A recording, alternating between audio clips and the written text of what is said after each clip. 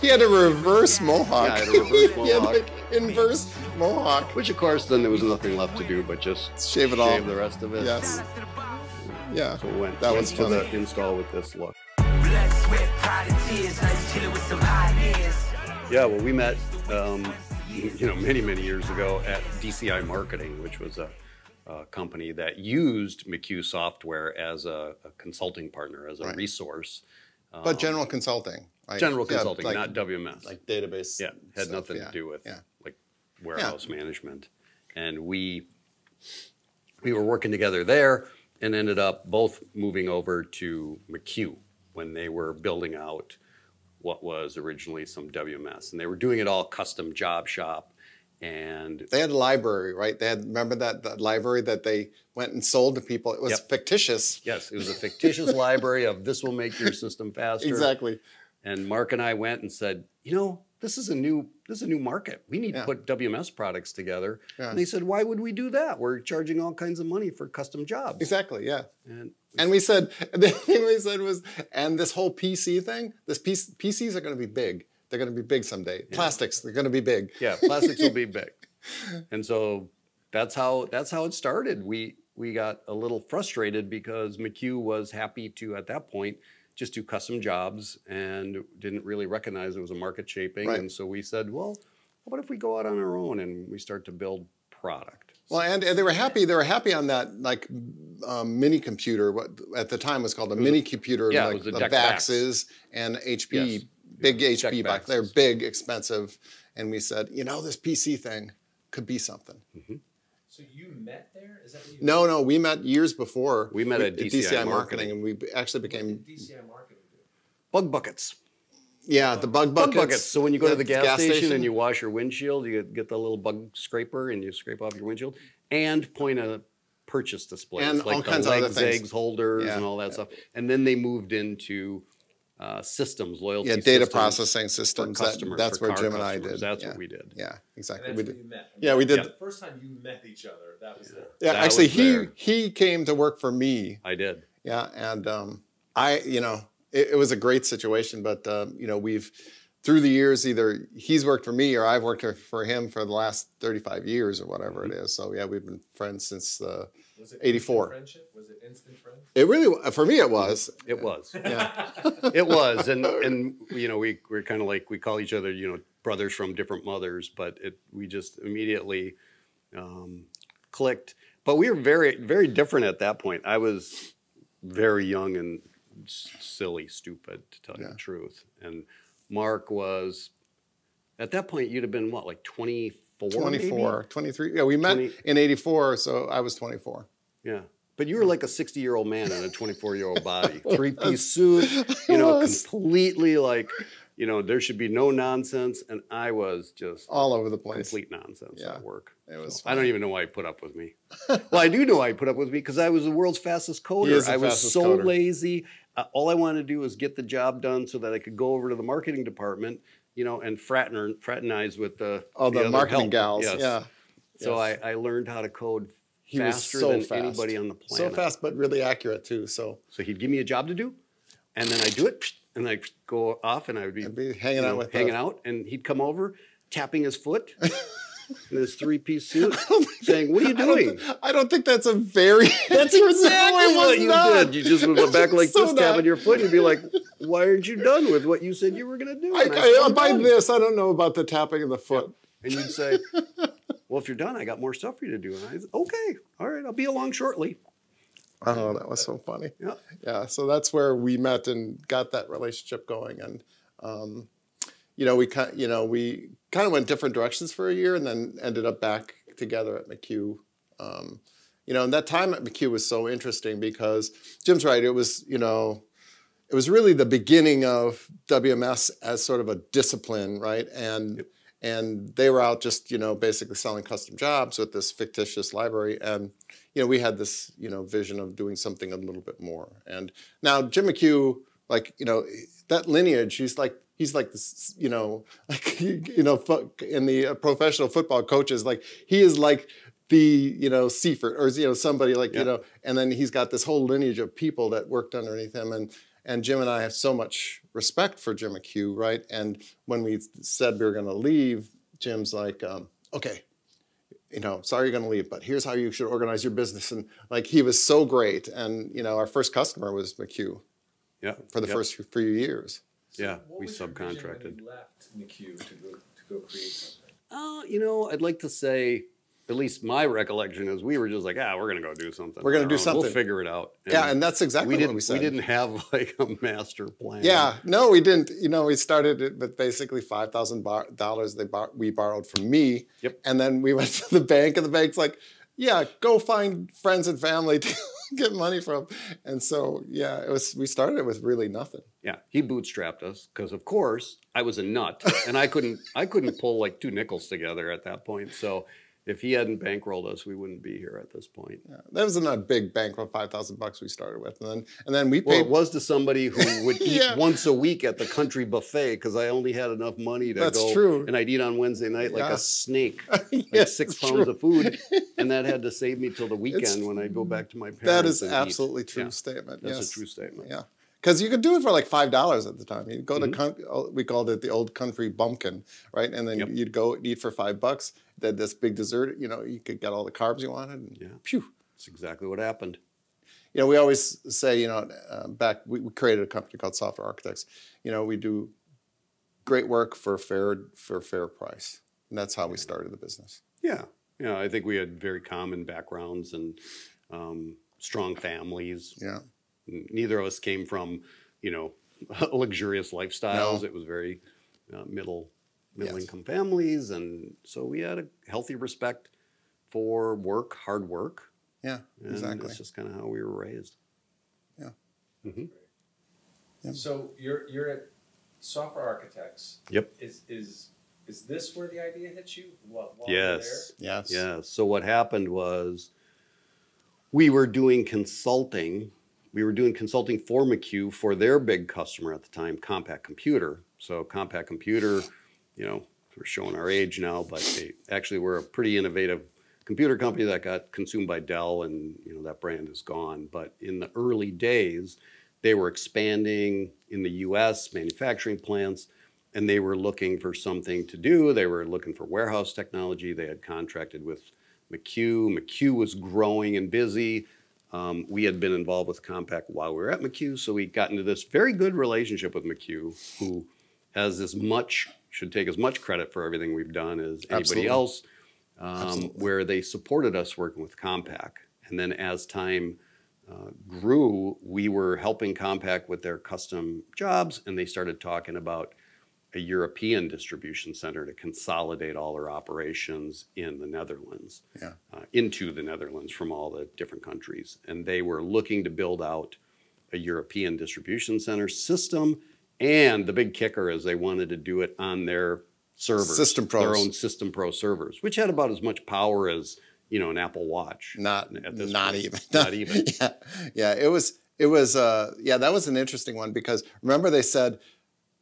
So they said, you have to prove that you can't do it on the System Pro. And I said, hey, if you remember from like logic classes, you can't prove a negative hypothesis. So all we can do is, I guess, prove that we can do it on the System Pro, right? And then if that doesn't work, then somebody's going to have to pay the price. But yeah, it was a challenge. We were literally the first large-scale WMS implementation on PC platform. On PC It was a computers. massive building on two System Pros. It was unheard of at the time.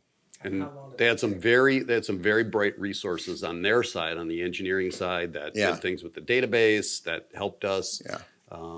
And then we had to do things, like we just had to take areas like a big pack station, consolidation station area where you would normally just have operational code. You'd have programs that were checking the status of the lanes, and you'd say, oh, these lanes are full now, so now you can pack them.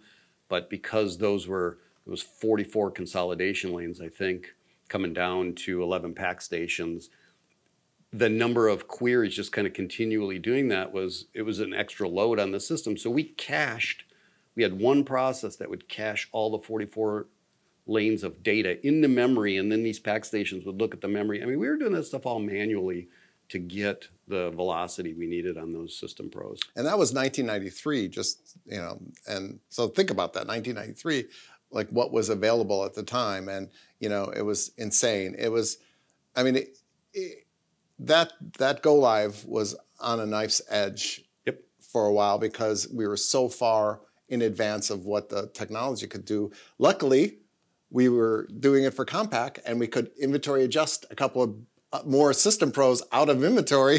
Yep. Yeah. So we're going to damage those out. Whenever you needed something, you just went into the system and pulled it right out of inventory. Pulled it out. So we pulled a couple more servers, and one of the great, really super smart guys, John Cagle over at Compaq, helped us sort of redo the database in a different platform. So we made all this stuff like literally overnight, and boom, it was literally on the razor's edge of not working, but because of that, and we ended up pulling it out, and it was a showplace. It made the cover of Modern Material Handling, I think, that year for the first PC platform running this is a big old distribution center. Yeah. Robotic palletization. No. So what happened was we did the design phase. We did the early functional design phase as a subcontractor to McHugh, which at that point is when Compaq said, we really want this to be on our System Pro platforms unless it can't be done. Yeah. And our reaction was, well, with enough time and money, anything is possible. Yeah. We were foolish and young. McHugh, on the other hand, looked at it and said, we've got all of our own customers, our own business. We don't have resources in on this project. There's a lot of risk.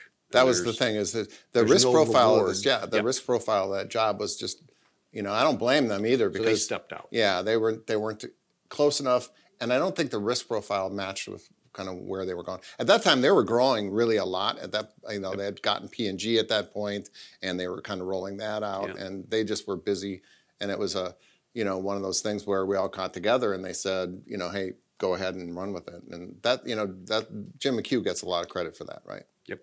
Yeah, so they gracefully created this is where you, at Compaq, you basically. No, this was what they called it, the EDC, the European Distribution Center software, and so this was a custom thing for Compaq. It was kind of the next generation on their platform, and as we got that ready to go live, that's where we sat down and said, you know what, we should take this idea, build it out on PC platform, on Windows 3.1, 3.11, whatever it was at that time, and on database, and let's run with this. Yeah, I think that interesting. So we bifurcated the effort. Mark stayed and had a team that was starting to build that out, and I stayed in Europe, and we went back and forth, and people went back and forth, but that's how the product got started. Yeah, what the difference was, though, remember, I mean, what we did was I was babysitting an ASRS or something like that in Houston. I was watching all the interactions, and I was thinking, because we'd just done all the development, we were getting ready, you guys were getting ready to go, and I said, man, I think we thought about this wrong. And then I flew back home, and I went directly to Jim's place, and we started talking about how we could do this differently. And that night is the night that we came up with the concept that is now called MoCA, this architecture that allows you to sort of define interactions the way you could logically think about them, but in a way that you don't not so caught up in code. And so that night we kind of drew that out on the back of literally, I know it's this like stories people tell about this, but we literally did map this out on the back of a beer coaster, a Sprecher beer coaster, that on the back of on Jim's deck, and we came up with words like intrinsics and just things that have now been used for the last 30 years to describe how you do a WMS system. So that night we invented almost all those terms. Wow. Yep, that was the origin of that services-oriented architecture. Really, before that was even a concept, and it was born out of the business problem, which was no matter where we went, we saw the logistics world being able to map your operation, being able to map a solution to the operation. You could only get 90% of the way there through configuration and switches, and then you were stuck. And so we said, how do we unstick? How do we, Exactly. really kind of insulate yourself or pull yourself one step away from that business logic so that you can easily alter it and change it. And that's where we started to come up with SOA. Yeah. And I think that, there was that part of it, right? The technical part of it. But I think the bigger thing that we did was we said, okay, one of the things that we concentrated on is like, who's the audience of this? And then we said, okay, look, we want people to not have to be coders, right? We want to support like IT types, Yep. So we did, at that point, Visual Basic was just like it was just starting out. And we said, we have to get things that a IT person can grasp without like a lot of extra knowledge. And so things like orienting toward a simple development structure, like for the UI, like Visual Basic, Yep. and then making a sequel but I think the important thing that we did there was look at that audience and say, who is this going to resonate with? So who is this going to empower? And I think that enablement piece is really, if you think about why that architecture has lasted so long, it's not the technical choices, though they were brilliant for the time. It's the fact that we also took on the enablement stuff as a core thing that we took on. Yeah, it was a core philosophy, right? It was a core piece of what you're trying to solve is the ability for other people to get in and do stuff. We didn't want to be, I have to code everything for you. Right, exactly. That was a very limiting kind of platform. So we said, how do we make this so other people can be enabled? And then really importantly was, and how do you create a platform so that when they want to upgrade 2 years or 3 years, or 2 weeks down the line, you can do that more easily. And so that's where the decoupling of that, kind of the logic, the decoupling and being able to create logic that was called by other systems or UI or whatever it was, and then be able to supersede it and alter it, the behavior of it. That was just really key. So those fundamental philosophical tenets of what we were trying to do, that was there right away. Right away. And I think that's really what gave it the legs, because technically it was really advanced, right, for the time. But technical stuff comes and goes, right? Think about all the technology that came and went in the last 30 years. And the thing that got that thing sticking power is the philosophical approach to say it's aimed at VARs, it's aimed at value-added resellers, it's aimed at partners, it's aimed at enablement. And without that, I think it just is another technology that would have been, hey, that was cool back in the day. And why is it still around? Because it's an enabling, or was an enabling thing until people started to not like that part of it, and then they removed that because it's like a pain in the butt to live with. But as a but it was organization, a pain in the butt. So the challenge that we had is with the technology that was available back then, you could only be so good at that creating that platform. And I always said it was like a piano, right? There's too many keys. If you know how to play a piano, it's beautiful. If you don't, you're just whacking at it, right? Just whacking at a piano. And that was, that was really the restriction, or as far as we could get with the technology back in the day. Now the beautiful thing is, technology's evolved along the way, and what we can do is we can do it this time around and really widen the audience of people that can be successful. So exactly. What we did back then was hugely successful if you knew how to operate it. Yeah, exactly. And we could tell stories. I mean, I can tell you stories of being in a production facility where they had asked about specific configurations. This was down at the office supply thing where I was on install, and they had said, well, we really want the operation to flow this way. And I looked at it, I said, I don't think that's really going to work. You should go a different way. And they said, no, this is the way we want it to operate. And so I said, and this is part of being a good project person, looked at it and said, this is not going to work for them. So I coded up the different flow, and I kind of had it in the back pocket.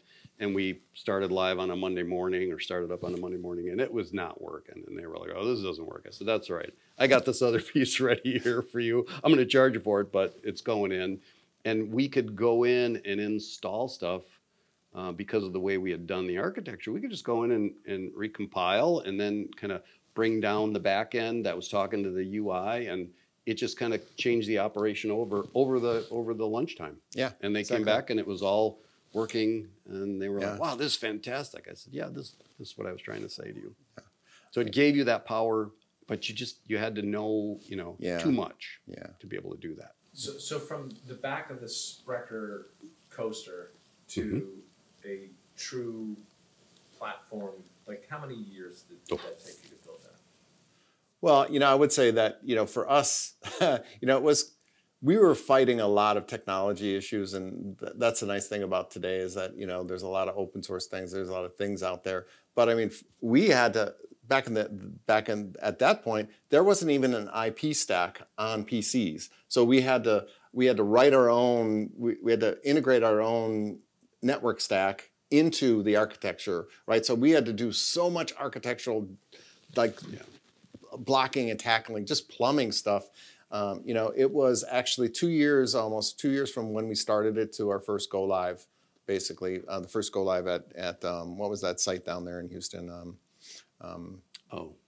Yeah. Anyway, it was the site for Compaq down there. It was like it was Woodlands. Woodlands, yeah. So that warehouse. But we also developed an RF UI, again, aimed at implementers, so they didn't have to know complicated language. It's more like a configuration thing. So we were trying to do everything philosophically.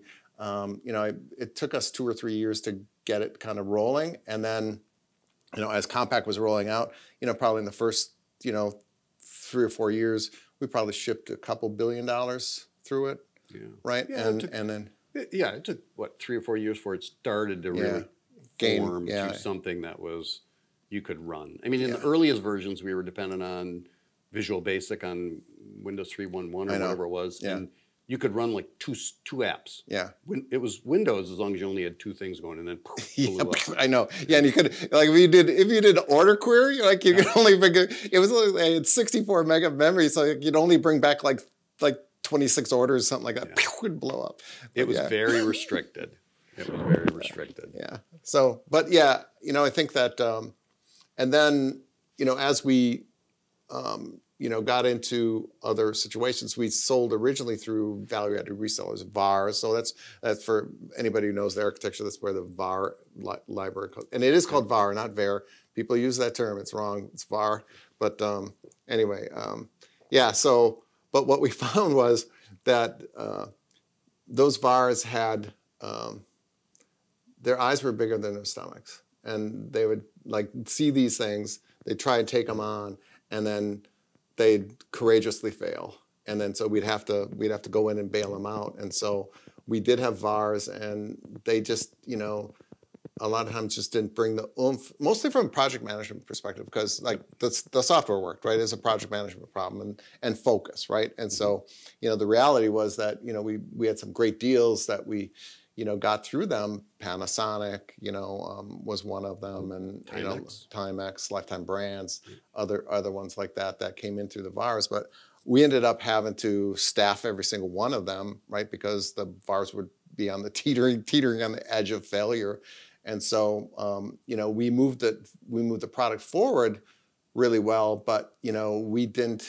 we weren't making the kind of hay that we originally thought we would, because we wanted to spend more time on the product, but we ended up, because the model was sell through the VARs, get the product really moving, and then we'd spend time doing this. The VARs would install. We ended up doing both, right? So we ended up having to save the projects, right? Do those projects, and then also grow the product. So that was tough. Was that your first milestone obstacle that you guys needed to figure out from a scale perspective? Yeah. I don't think we ever figured it out, actually. We didn't figure it out. Yeah. We had 3 different value-added resellers we signed up, and they had varying degrees of success. We brought on resources. Some of the resources were really pretty good. Some were not so great. Some of them ended up going to McHugh at the time. Some went to McHugh. When we got acquired by McHugh. So it was varying levels of success, but got great customers. Yeah. And what resonated back then is the same thing that resonates now, right? I can more accurately tune this application to the operational demands in your facility because of these technology and this philosophical approach. I can squeeze that extra few percent of productivity out Yeah. for you. Yeah, You're and- not going to be restricted. Yeah, and it's all about that philosophical approach, because if you don't build that in from scratch, right? You know, I always like to say is like, look, that architecture is the codification of our philosophy of projects, right? And so if you don't build it into that, you're constantly battling against it, not swimming with the current. And so, you know, I think that we had the right approach. We just didn't. I don't think we attracted the right business partners at the time. We had one really good one, I think, and then the other two was just really disaster. Every project was a disaster for them. And so that was a scalability problem for us. But while that was going on, we made really significant strides. We brought on Derek Kingcenter, who took over the reins from me on the Mocha side of things, which was the best Really thing. started accelerating. Yeah, which is the best thing that ever happened in that architecture, is getting it out of my hands, because I was doing projects as well as trying to do the, you know, architecture. And so that, between that and having Mike Verdine more focused on things, who is just one of the best, you know, minds out there, those two guys really helped a lot, right? So, And I think what really drove it is that we, all of the leadership, we were all really operational people. We were really warehouse. We had been in the warehouse. We knew what it took to operate in a warehouse. We stood out there, you know, on the consolidation deck or receiving. And to really, we didn't have product people that hadn't been exposed. So everything was influenced and informed by what really happens in a warehouse, in a logistics operation. Right. I think it's really key, fundamentally different. Yeah. No, I think it is different, because we always thought of ourselves, I think, as the advocates for operations, right?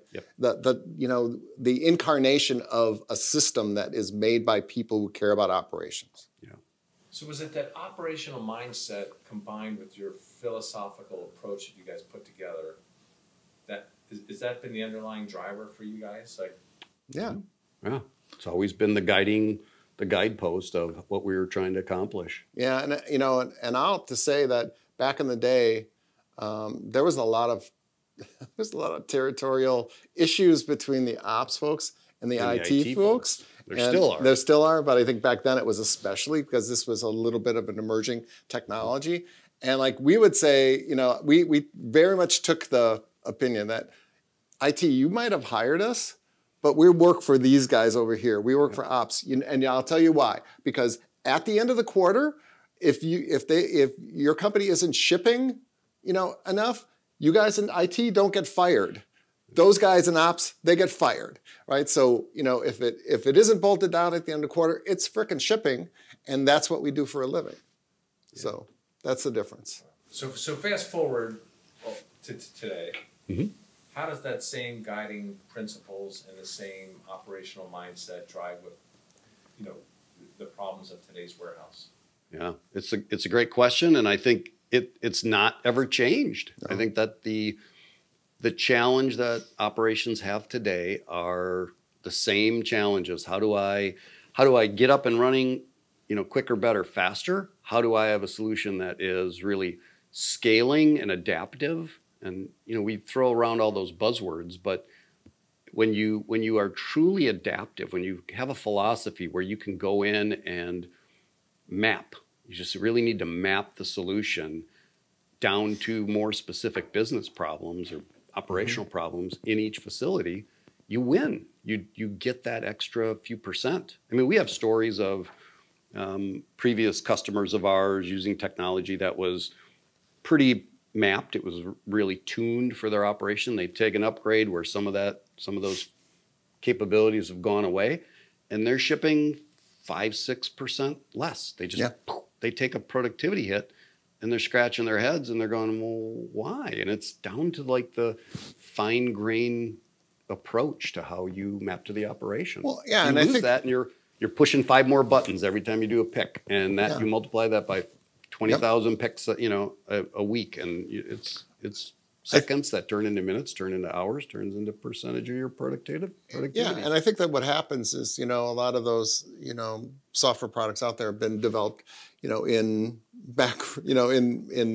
organizations in where a product mindset. Yeah, in a product mindset where, frankly, people have never been on the floor. Half the people have never been on the floor. They don't know the like how crazy it is at a go live. They don't, you know, but they especially, I think, lose track of like ROI, right? So I think it's so important, when you go into a site and look at it and say, okay, how can I optimize the ROI for the business, right? And that's just a way different mindset than saying, hey, I got this one screen and look how pretty it is. Well, like pretty to you as a UI designer, you put it on the floor where you're looking at it 6 feet away from you. That's a way different thing. You have to optimize it differently. And I think that's that mindset. But, I think that part of it goes back to, your point about, it's the same thing. It's the same thing, but I wish we had some of the technology that we have today back then, because it would have been so much easier than, talking about being a pioneer. I mean, look at, here you got, back in the day,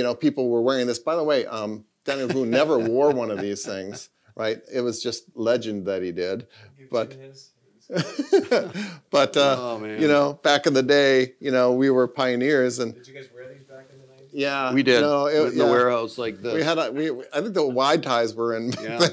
I needed this for one of my installs up in Canada, right? So we were doing an install for Canada, and back at that point, I had become a little frugal and was trimming my own hair with a clipper, and was in a rush to pack the night before and grab the clipper, and did the first pass with the clipper, and I thought, wow, that was a lot of hair fell off.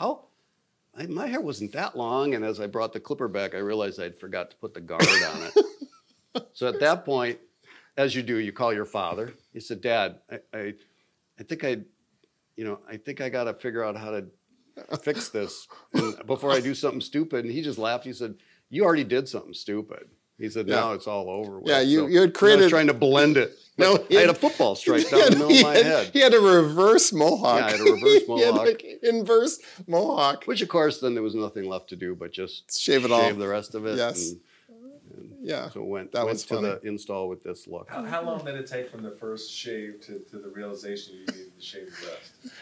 It was 10 minutes? Yeah, I was in denial for maybe not 10 minutes. Yeah. First thing I did was stood up and I looked in the mirror and I was like, oh my. And then I looked over at my young son who was sitting on the floor there because I was watching him, and he just looked up at me wide-eyed like, what happened to you, Dad? And then the dog actually looked at me like,